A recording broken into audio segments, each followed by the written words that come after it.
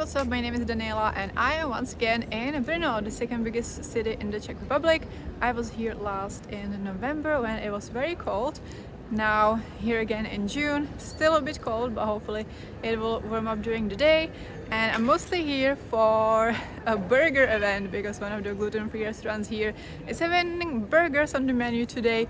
So that's what sparked the whole idea. And also I'm going to go to some more sites that I didn't get to last time, like the castle and also the underground, and then I'm meeting a friend. So it's going to be a full day. Right now it is 9:30. I woke up at 5 a.m. to get to here from Prague, and the first point on the agenda is, as usual, finding coffee.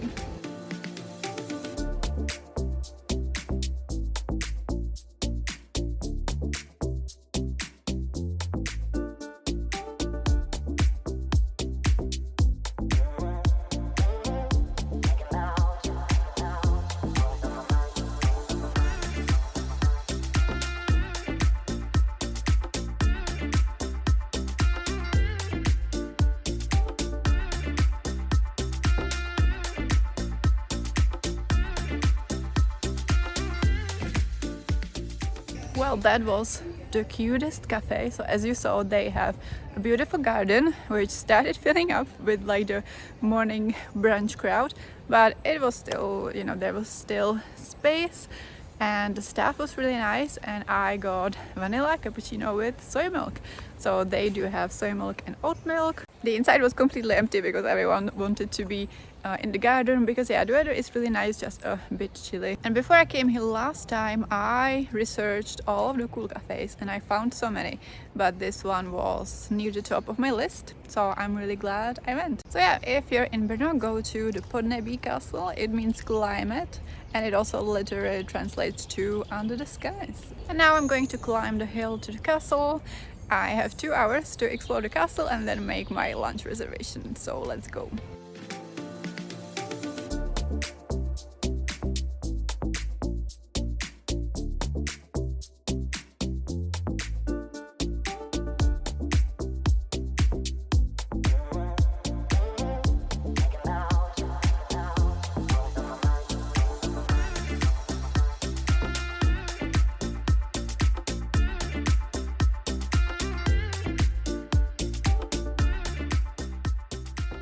To break off the beautiful aesthetics, I've had a migraine since last night.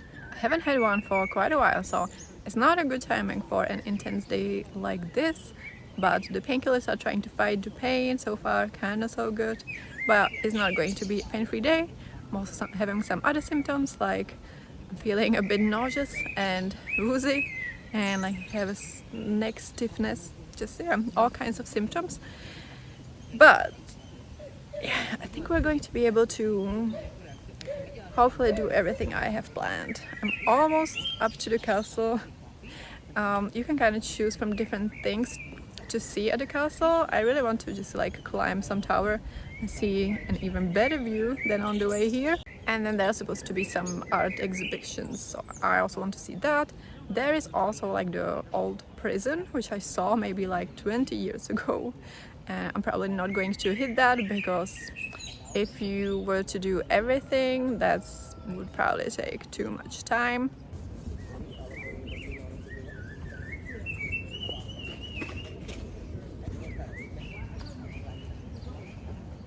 But yeah, just sharing the reality of traveling with chronic health issues as usual. Because my natural inclination would be like go, go, go the whole day, and this way I maybe go, go, go like 70% of the day. But I'm also not mad that I was forced to take a break at such a beautiful park. And also, yeah, my schedule always like includes parks and cafes, so I get a lot of natural breaks. So yeah, you can just tweak travel to whatever you need, really.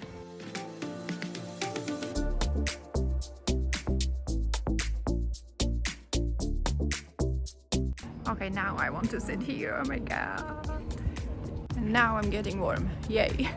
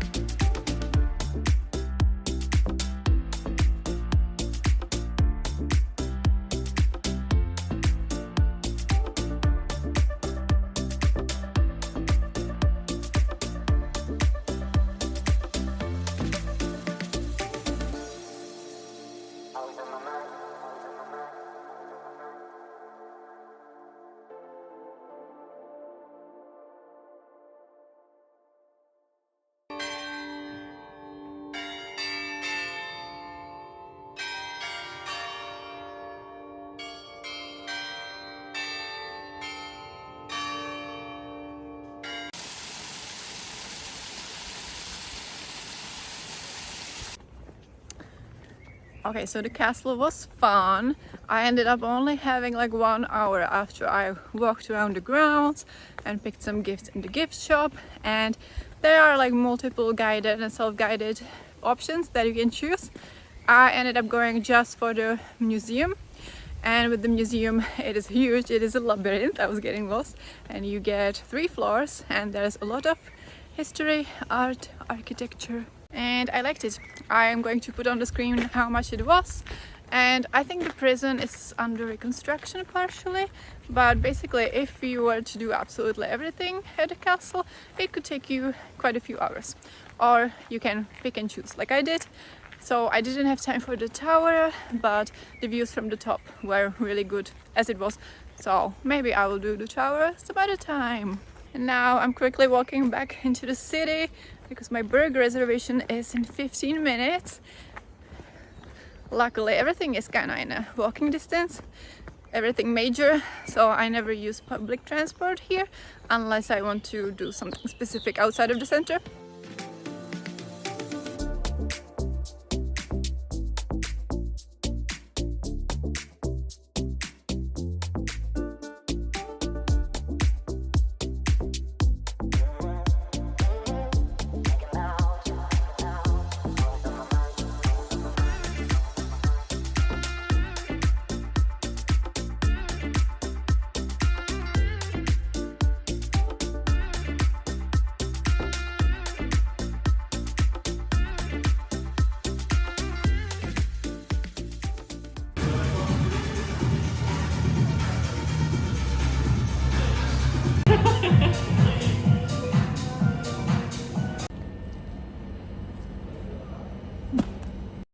Hello, I am at home now and it's quite a few days later, but I realized that I stopped verbally vlogging during lunchtime and things went a little bit south at lunchtime, so there's a story time, so I'll catch you up on that and how the rest of the trip went. So as I said, I had lunch reservation at this gluten-free place. I arrived exactly on time and I was seated in the street garden, which was fine. The street wasn't that busy for it to be like unpleasant or anything. And I ordered my burger and then I waited and waited. And I had a tour of the underground scheduled and paid for in advance at 2, which means that in theory I had 90 minutes to, you know, get lunch, eat lunch, get to the place. The place was 5 minutes away, so that wasn't really a problem. So in my mind, I had plenty of time to manage that, right? Well, I also want to say that I have been to this place previously on my last trip, and then I didn't have reservation. I just walked in, the place was almost empty, and I got my lunch maybe like in, you know, 10-15 minutes. And this time the place didn't seem like super swamped either. You know, there were definitely some empty spaces, but basically for some reason the kitchen got super swamped and behind, and the burger just wasn't coming. And I was, you know, at first I was like, okay, this is fine, like even if I get the food maybe like, you know, 13:25, I should be able to make it no problem. And also after like around 30 minutes I heard some people who maybe arrived at a similar time as me ask the waitress, and she was like, oh yeah, it's like 10 or 15 more minutes. So I thought that we are still fine, but we weren't. So in the end my food arrived, I think 75 minutes after I ordered it, so basically 1:45. And at this point I was kind of resigned that I'm going to miss the tour that I paid for, because there was just no way that I would be able to eat a burger and go to the place in 15 minutes. The waitress just said like, we are super sorry, and that was kind of it. And then I was faced with the decision of, okay, do I say something? Do I ask for a discount? Because I reasonably didn't expect that it would take 75 minutes for my food to get to me, and I lost the money that I paid for the tour. But I've actually never asked for a discount when something went wrong in a restaurant. You know, I need to be vocal when it comes to like the ingredients, and if I got like the wrong order, if it was something that I couldn't eat because of safety reasons, like, yeah, I had to learn to be a bit more vocal when it comes to making sure that the meal is gluten-free, etc., even though I mostly just eat at gluten-free restaurants. But I still need to ask about lactose and stuff like that. And actually last time when I was at this restaurant, I ordered a drink. I ordered like a cold non-alcoholic cider, and they brought it to me hot, and they were like, oh, do you want to change it?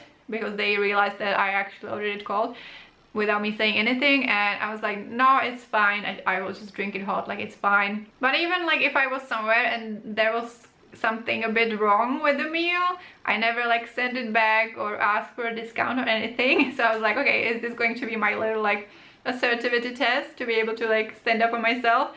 Then I also asked on Instagram, and 2 people voted for me asking for a discount, and these are people that I really trust when it comes to making the right decision, or like doing what's right, and like balancing being kind but also not like letting people to step all over you. So I was like, okay, let's go for it. So when I paid, I was like, hey, I would like to ask for a discount because the meal took like 75 minutes, and the waitress was like, okay, we can give you 10% discount, which wouldn't even cover like the cost of the drink. So I kind of had in mind that they could at least give me the drink for free. So I was like, well, could we maybe do a bit more, because I also lost this money because of I prepaid this tour. So in the end I ended up getting 20% discount, which basically meant that I got the drink for free. And I'm really glad that I asked for it. You know, I was polite, I said, I know it's not your fault, but it just seemed fair to me, and they seem okay with it, so I don't think it like ruined their shift or anything. So yeah, that was the lunch experience. The burger was very good, so at least there was that. Also, you might be wondering like, why is it so special? Why did I go for this burger event to a different city? So the thing is that the Prague gluten-free scene is like severely lacking in gluten-free burgers. I don't think there is any place that is like fully gluten-free that has a burger on its regular menu. Like maybe you get it like occasionally in a lunch menu, but they don't do it like regularly for me like to be able to be like, oh yeah, I feel like eating a burger tonight, so let's go somewhere. Like obviously some places that are mixed and aren't fully gluten-free do make gluten-free burgers, but in a mixed restaurant there is just a super high risk of it getting contaminated because they don't have a separate grill for like the gluten-free buns, so everything gets grilled at the same place. They don't change their gloves or wash their hands between touching the normal buns and gluten-free ones, because they are just not used to it. And you can tell them like, hey, do this, this, this and this, but there are just so many points in the kitchen where the contamination can happen, and they are not trained for that. Like, they are trained to avoid, like, you know, bacteria contamination, but they don't even realize, like, if they touch something and then, or like use the same utensils, like, yeah, that's just such a high risk. So I don't do that. Obviously, it can be kind of feasible when a place is like specifically trained for that and they advertise it as such, and they do have a dedicated space in the kitchen with a dedicated fryer, and you know, then there is a lower risk, but there's still a risk. But in a normal restaurant, like, yeah, that's like way too risky. So basically, when this gluten-free restaurant in Brno had this event when they have like a lot of different burgers on the menu, that's why it was so special for me, and that's why I went. So I'm at least glad that the burger was really good. So it was a little bit sad that I missed out on the tour, but I will just have to do it some other time. So it was the ossuary tour. So this is one part of the underground tours. So there are multiple tours within the Brno underground that you can pay for, and also like these tend to be sold out maybe like on the day off, so that's why I prepaid it in advance. I've been interested in doing that, but I thought that it would be super, you know, suitable for the summer trip, because when it was like November and cold, I didn't feel like going into the underground. So now when it was pretty warm, I was like, okay, that's going to be perfect. But yeah, maybe some other time. And then I met up with my friend who lives in this area of the country. She doesn't live specifically in Brno, and we don't get to see each other that much because, yeah, either she has to go to Prague or I have to go there. So we haven't seen each other for quite a few months, and we had such a good catch up in a gluten-free cafe when we had some, you know, nice goodies and matchas. And then it was nearing the time of my train back, but we managed to make one last stop. So we went to this, it's actually a club, but it's also a bar, and they also sell vinyls and stuff. So it was a really cool place. I didn't buy anything there. I am kind of interested in getting some vinyls that would be like really special to me. Right now I own only one, that one, Hosier, but I don't have a record player right now. So, you know, there's like not much point in collecting a lot of vinyls, so I will only buy something that's like super special to me. So yeah, I didn't buy anything there. So in the end, I didn't buy anything, like any vinyls, books, anything in Brno, except for the food. That was like expensive enough. Like if you add up everything, the train and all of the eating out and then the museum and the gifts, like it wasn't a cheap trip, but you know, it was worth it. So if you find yourself in Prague or somewhere else in the Czech Republic and you want to make a trip to Brno, I would highly recommend it. It can be done as a one-day trip, I think, from most places in the country probably, and you can just find there very similar things as in Prague, similar attractions. You have the sites and you have the museums and the art and the culture, and also like, you know, modern cafes and restaurants and all of that. So it is great because there are also much fewer tourists. They're mostly like kind of Austrian tourists because it's pretty near the border with Austria. So I heard a lot of German around, but yeah, it's definitely fewer crowds, fewer commotion. So yeah, I love to continue making trips there. And even though there was the little hiccup at lunch, I ended up loving everything I did during the day. It's just that even if I wake up at 5 AM and take the very early train, if I want to like also come back at a reasonable time, I came back at like 9 PM. Yeah, you can't like cram absolutely everything into the day, but you know, I am happy with what I managed to do. So that would be all for this travel vlog. Let me know if you have any questions or comments. Let me know if you have been to Brno or if you would be interested to go. If you watched this far, don't forget to click the buttons below, including the notification bell, so you don't miss my future uploads. Thank you so much for watching, and I will see you next time. Bye!